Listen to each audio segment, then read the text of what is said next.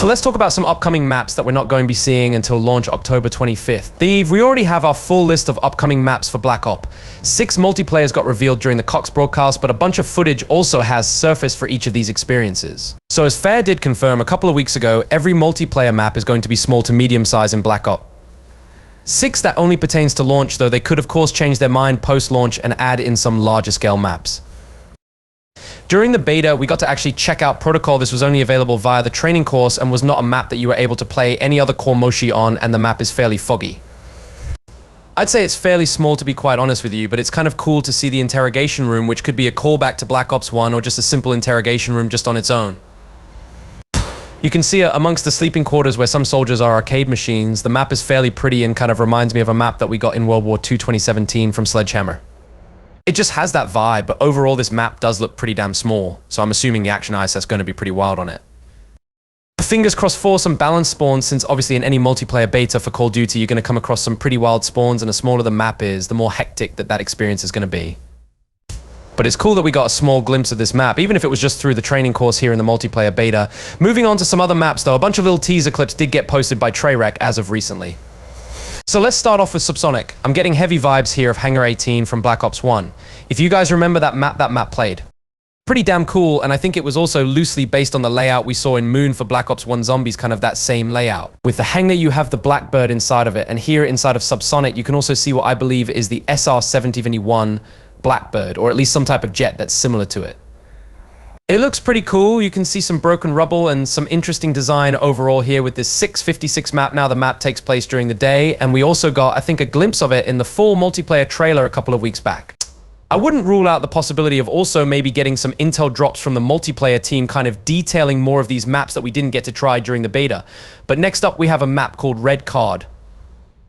Now this map looks really interesting. It seems like it's like a college campus or like a mini mall. Very interesting looking design overall with the map itself. Not exactly sure what's going on here, but there's clearly an anniversary being celebrated and some pretty cool props around the environment. Call also some type of dormitory for a university or something. It's a little unclear as to what's going on with the actual map, but clearly it's also featuring a different language apart from English. So maybe this is an area that wound up seeing the campaign or something. If I had to guess, I think we are going to get several sections from campaign turned into multiplayer maps, which isn't a bad thing at all, because so a lot of folks out there, especially with Black Ops 6, they won't be touching the campaign. They will never know some of these areas. From the single player, and at least from what we know right now, none of the environments from campaign or multiplayer are featured in Zombies, so we're getting some pretty exclusive environments across every game mode here. With this 4Y Yera developed COD, and I'm not going to go into another tangent again about the 4Y Yera developed Call of Duty game here, because although it has been 4 years since Cold War, Treyarch was obviously working on plenty of other projects since the release of Cold War. That's helping with ranked play for MP and Warzone Zombies for Vanguard and Modern Warfare 3. The list goes on moving on to another map, though we have what is called the Vault now. This map seems like it'll be pretty small. But we got plenty of footage of it within the full multiplayer trailer, and I'm expecting something to do with the Vault to be featured in the actual campaign, because we see there is a Vault heist of sorts. Featured in the single player, so maybe it's based on whatever that level does entail, but seems like it'll just be a big bank. Kind of reminds me a bit of the bank that we saw in Vert Dance over in Modern Warfare 19 and Warzone 1. But I could already imagine there's going to be some folks that are probably going in a camp in the actual vault with some trophy systems or like a deployable cover. Snipers. Things are probably going to get crazy, but again, we have limited footage of all these upcoming multiplayer maps. So we're making assumptions right now based on some of the clips that have been posted and some of the gameplay that was revealed in the full multiplayer trailer. Now we then have a map called Payback, and it really does remind me of that safe house that you can see in the Black Ops 6 single player campaign. I'll put some campaign clips throughout this video. If I could tell that, hey, maybe that environment's also from single player, it's going to be a multiplayer too, I'll put as many clips as I can on screen so you guys see the comparison. I believe that is the save files.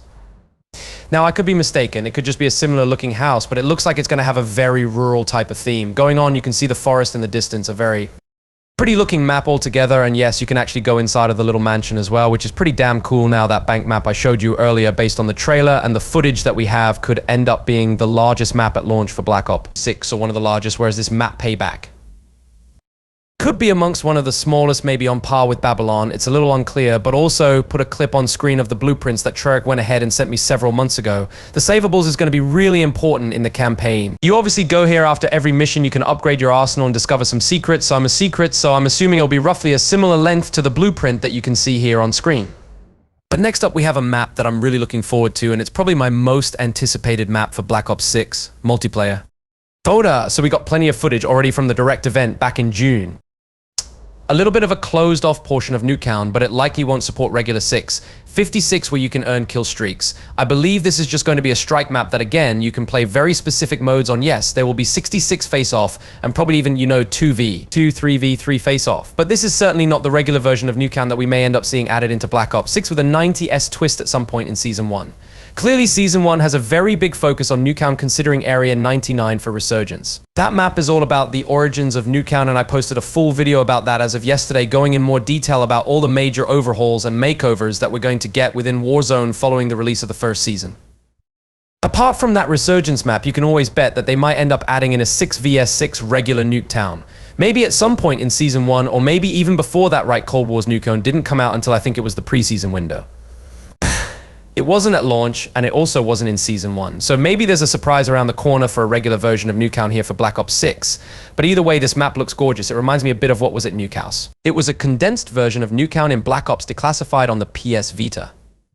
Could be a similar case here where it's very close, but with a bunch of areas also closed off. But coming towards the end, here we have Lowdown. This is going to be a 6 vs 6 map, and we saw plenty of footage of this one via the direct several months back. I actually thought it was going to be featured in the beta, but it wasn't a lot of destroyed buildings. Here you can see some markets you can navigate through, a lot of different corridors, some water you can swim through as well.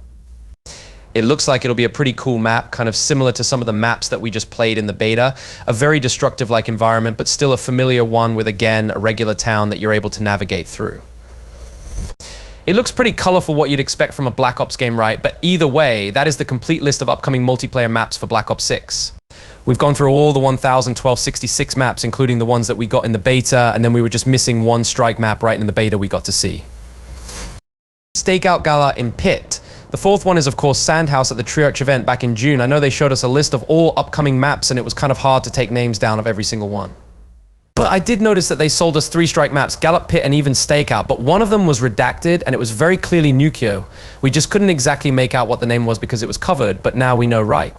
It's going to be a strike experience that I'm sure is going, raise a bit of controversy, and I'm sure they'll add in a classic Nuketown at some point in the future. Just have to add that in real quickly for those out there that are still confused with exactly how that map is going to work now.